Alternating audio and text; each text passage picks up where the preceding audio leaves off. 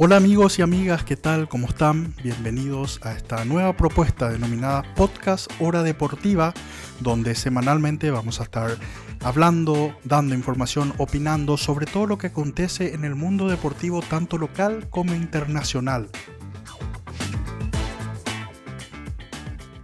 Hoy, quien les habla, Santiago Riquelme, junto a dos grandes profesionales, periodistas del diario Última Hora de la sección Deportes y de D10, Alcides Benítez y Derlis Mato.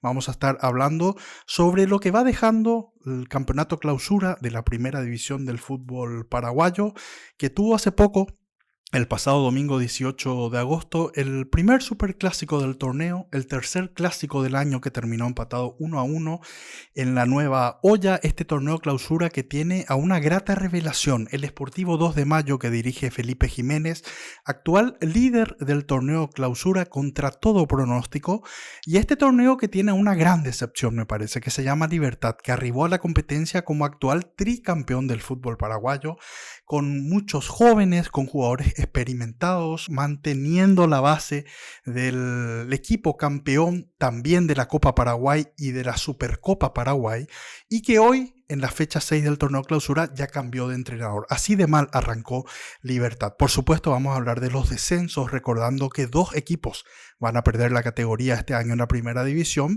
y las clasificaciones a copas internacionales de 12 clubes que componen la primera división del fútbol paraguayo.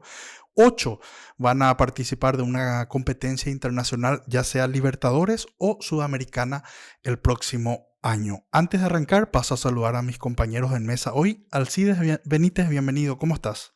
Hola Santiago. Hola Santi, ¿todo bien? Saludos para vos y también para nuestro gran amigo Alcides. Un placer estar acá.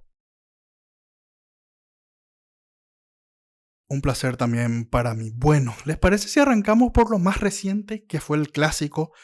Un clásico, el séptimo empate consecutivo en los superclásicos. Hace mucho que no tenemos un ganador. La última vez fue en el Clausura 2022.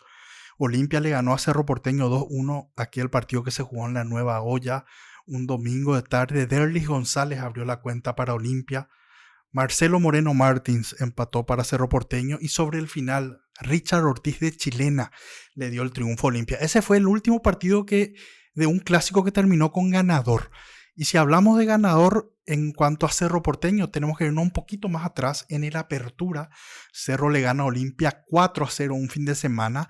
Fue un partido en la previa a la revancha en Copa Libertadores, el segundo partido que se tenía que disputar en la Nueva Olla, que lo termina ganando después Olimpia.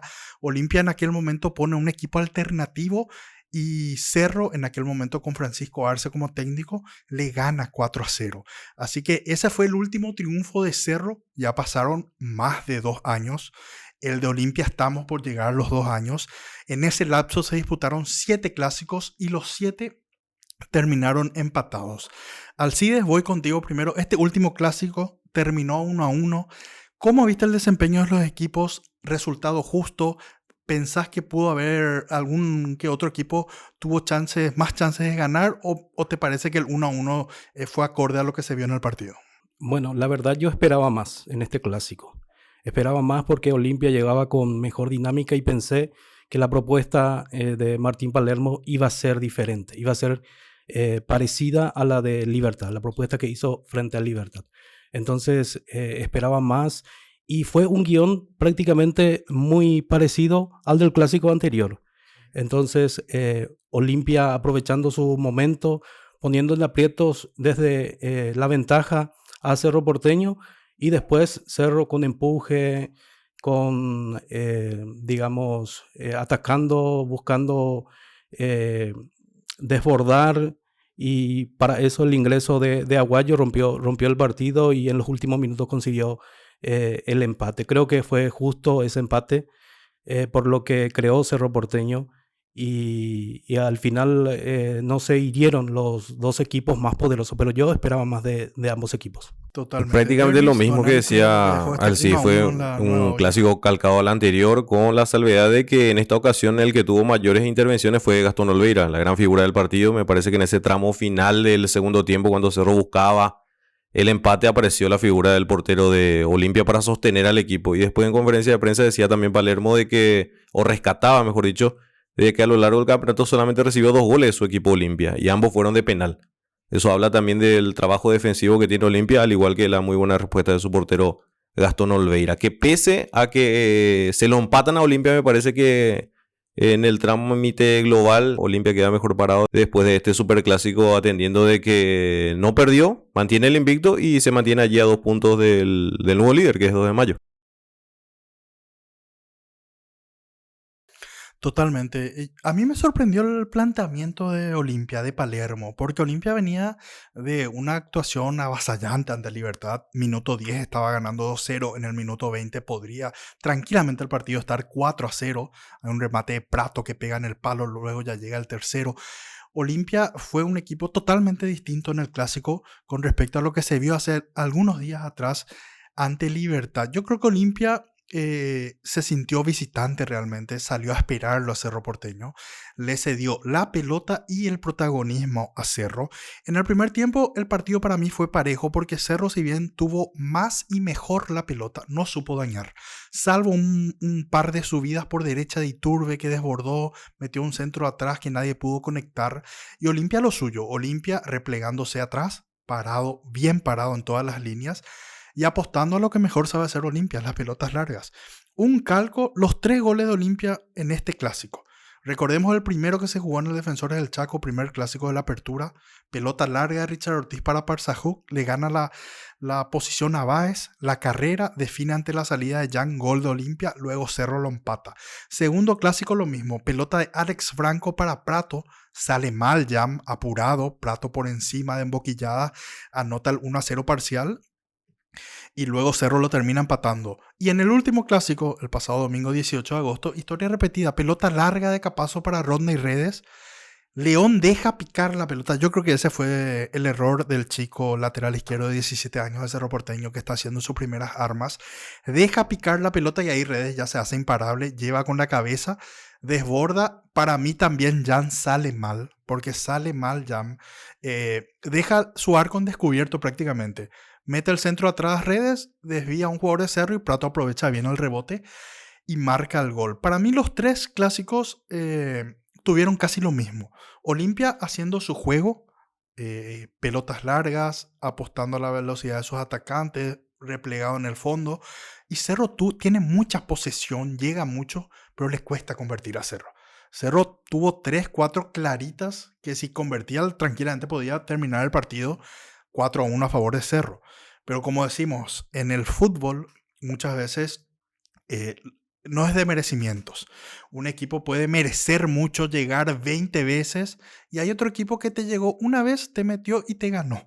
No solo en el fútbol local, sino que internacionalmente hablando, quiero mezclar un poquito, yéndonos por ejemplo al Real Madrid, aquella serie contra el City. Me tocó repasar los números hace algunos días recordando ese partido. Creo que el City tuvo 20 corner a favor del Real Madrid 1. El City tuvo casi 20 llegadas claras. El Real Madrid tuvo 1 o 2. ¿Qué pasó? Real Madrid pasó, terminó siendo campeón. Entonces ahí nace la pregunta, ¿qué sirve más en el fútbol? Yo creo que el gran objetivo del fútbol, ¿cuál es? Ganar. ¿Cómo se gana? Metiendo goles. ¿Con qué? Con la pelota. Entonces, si a un equipo le sirve hacer 50 pases para llegar al gol, es válido. Si a un equipo le sirve hacer 2, 3 pases y llegar al gol, también es válido. Entonces, no hay una fórmula secreta, no hay ningún secreto en el fútbol, no hay una receta ideal para ganar. Entonces, esto es lo lindo que tiene este deporte comparado con otros. En el tenis, generalmente el mejor va a ganar. En el básquet, lo mismo. En cualquier otro deporte, el equipo que está más preparado o que es mejor tiene un 90 y tanto % de ganar. No en el fútbol. En el fútbol un equipo muy inferior a otros tranquilamente le puede ganar. Entonces, haciendo un paralelismo normal con lo que sucedió en este clásico y en los últimos 3. Y hay que ver ahora en el campeonato qué pasa con Cerro y qué pasa con Olimpia. ¿Son candidatos? Alcides, ¿pensás que puede ser un mano a mano? ¿Es muy pronto? ¿Cómo ves a ambos, a los grandes del fútbol paraguayo? Yo creo que van a ser los grandes protagonistas porque hasta el final. Porque Libertad creo que no muestra su mejor semblante. Estoy mezclando un poquitito. Y yo creo que entre Cerro y Olimpia van a luchar hasta el final por el título. Quiero agregar algo, Santiago, a lo que dijiste anteriormente. Creo que en esta ocasión Martín Palermo pescó mucho por el error del rival.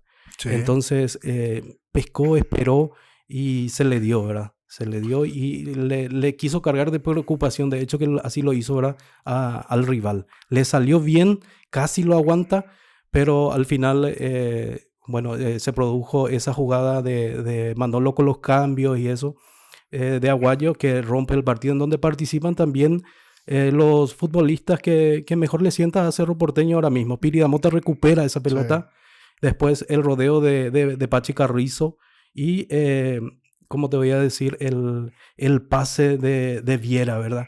Que anteriormente le daba por los costados. En esa jugada del gol hace totalmente lo contrario porque juega para adentro. Y ahí le confunde a Zabala, que pierde la noción para mí. Llega tarde y se produce el penal que convierte Piri Damota. Pero redondeando así, yo creo que los grandes protagonistas, como ya dije, van a ser Cerro y Olimpia del torneo clausura. Perfecto. Antes de ir a Derli y de sus candidatos, hablaste de Palermo y me acordé de algo. Yo creo que Palermo, gran responsable de este empate en el clásico, al sacarlo a Richard Ortiz y a Prato. Inmediatamente cuando vi que ambos salían, estábamos acá en el diario Última Hora haciendo la cobertura, le dije a mis compañeros, para mí se está equivocando Palermo, porque saca a dos jugadores capitales. Richard Ortiz es un emblema del Olimpia, de hecho el jugador con más clásicos en el plantel actual y con uno de los más que tiene más clásicos en la historia del Club Olimpia, y que te estaba manejando el partido y el mediocampo. Aparte, el que mejor le interpreta, creo yo, a Palermo, ¿verdad? Con esos balones, recupera y ya juega en donde está el espacio, en donde pica el jugador. Entonces hace pases muy precisos. Yo creo que el que mejor interpreta la idea de Palermo es el capitán. Totalmente. Y si bien podría estar cansado Richard Ortiz, lo mismo Prato, yo creo que además de lo futbolístico, Richard te da otras cosas. Le habla al árbitro, puede intimidar a un rival. El jugador de Cerro no es lo mismo ir a chocar con Richard Ortiz que con un juvenil de Olimpia. Hace sentir la marca. Hace sentir la marca, controla los tiempos, te maneja el partido, le habla al árbitro, a sus compañeros, a los rivales. Y Prato lo mismo, con toda la experiencia que tiene.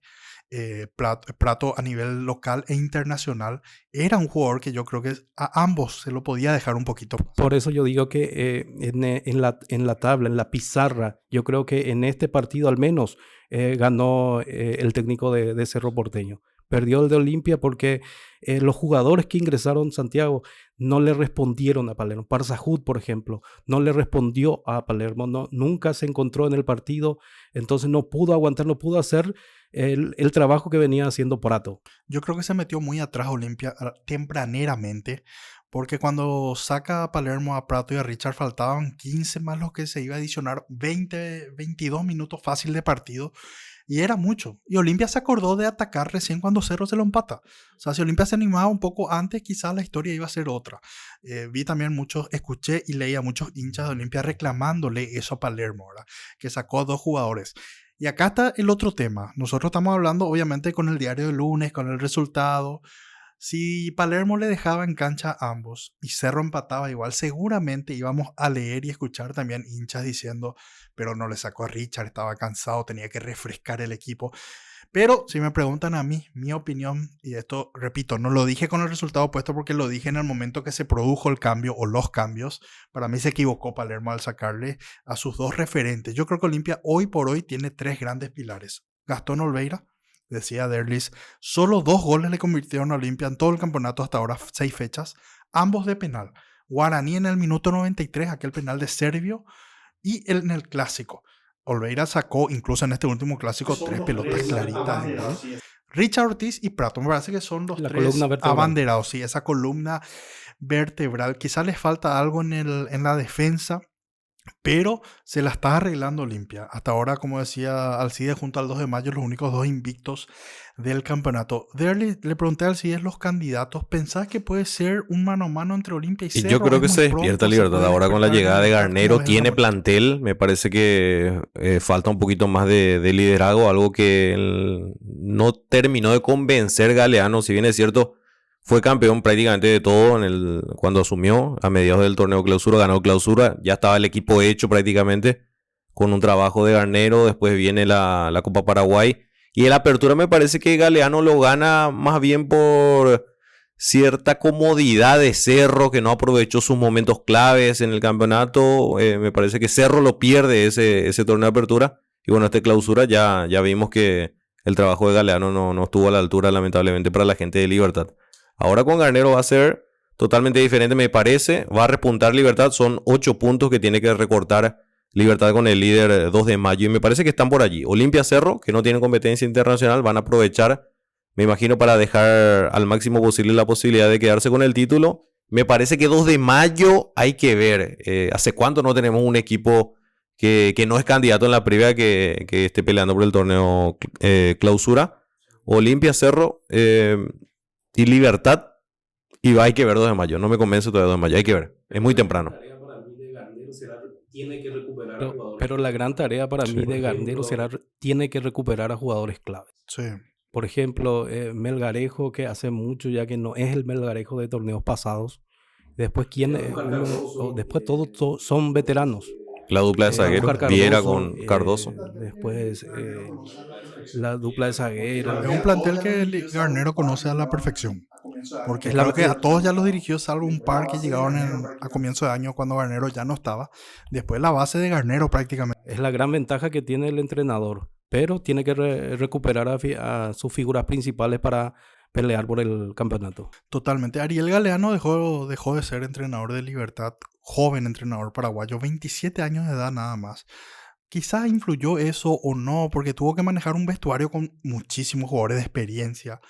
Y como decía Derles, en ese clausura 2023, Galeano agarra un equipo que ya funcionaba muy bien. Prácticamente no tuvo que hacer mucho, mantuvo la base, no tocó nada y Libertad fue campeón de taquito en esa clausura, que gran parte la dirigió Daniel Garnero antes de llegar a la selección paraguaya. Luego, como decía Derlis, gana la Copa Paraguay y la Supercopa. Y efectivamente, en la apertura de este año lo gana también Ariel Galeano con Libertad. Pero como decía Derlis, yo creo que fue más que lo perdió Cerro antes que lo ganó Libertad, porque Cerro tenía todo para ser campeón 2 fechas antes y pierde ante Luqueño y ahí pierde la gran chance. Libertad encuentra ese premio en el final porque Libertad se quedó con Ariel Galeano, encuentra ese tropezón de Cerro en la penúltima fecha y evidentemente no perdonó, ganó sus 2 partidos y terminó siendo campeón y realmente arrancó muy mal esta clausura y eso que arrancó con una goleada ante Tacuarí. Le metió 4 a Tacuarí, pero luego definitivamente ya se quedó, no volvió a ganar. Y esto derivó, lógicamente, en la salida de Ariel Galeano. Un entrenador joven que no tengo duda que va a tener otra oportunidad en el fútbol paraguayo, esperemos. Decía Ariel Galeano que se va a tomar unas semanas, meses para descansar, compartir con la familia y luego ver qué pasa con su futuro. Pero yo creo que el fútbol paraguayo ganó un entrenador interesante. Yo creo que muchos clubes lo pueden buscar, Ariel Galeano, que se va con 4 títulos. Así nomás se va Ariel Galeano. Clausura 2023, apertura y lo que decíamos, la Copa Paraguay y la Supercopa. O sea, en este poco, prácticamente un año, un poquito menos de un año, Ariel Galeano con Libertad, que no es fácil. Sabemos lo que implica Libertad, sabemos quién manda en Libertad. No precisamente el presidente Rubén Ditore. Entonces se hace muy difícil y sobre todo por Roque Santa Cruz, Tacuara Cardoso, Cristian Riveros, William Mendieta. O sea, había jugadores que prácticamente a veces le sacaban, no sé si el doble, pero muchos años a Ariel Galeano, un joven entrenador que a pesar de eso supo llevar el barco, ganó 4 títulos y ahora se hizo insostenible y terminó perdiendo su lugar en Libertad. Y hablando del campeonato, tenemos que hablar ahora del líder Sportivo 2 de mayo. Alcides te sorprende, es una grata revelación, va a aguantar, se le va a acabar el combustible. ¿Cómo ves el trabajo del 2 de mayo? Es una grata revelación, Santiago. Creo que no tiene que cambiar de discurso. Su discurso tiene que mantener en el día a día de ir trepando en la tabla, como se dice, de pelear por acceso a copas internacionales.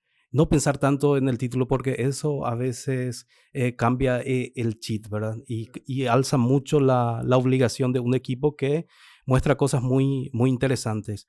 Y además, la próxima fecha se verá con Libertad, entonces va a ser una muy linda pulseada. Va a ser el debut de Garnero. Va a ser el debut de Garnero y va a ser acá, en Asunción. Entonces va a ser una muy linda pulseada para ver cómo reacciona Libertad después de esto con el nuevo cambio o sea, el cambio de entrenador, y para ver también de qué está hecho el 2 de mayo compitiendo contra un equipo al que ya ganó en Pedro Juan Caballero. Sí, y en un par de semanas más, después tenemos fecha entre semanas, en un par de semanas más juega 2 de mayo contra Olimpia en Encarnación. Ese va a ser un partido, hay que ver cómo llegan los dos.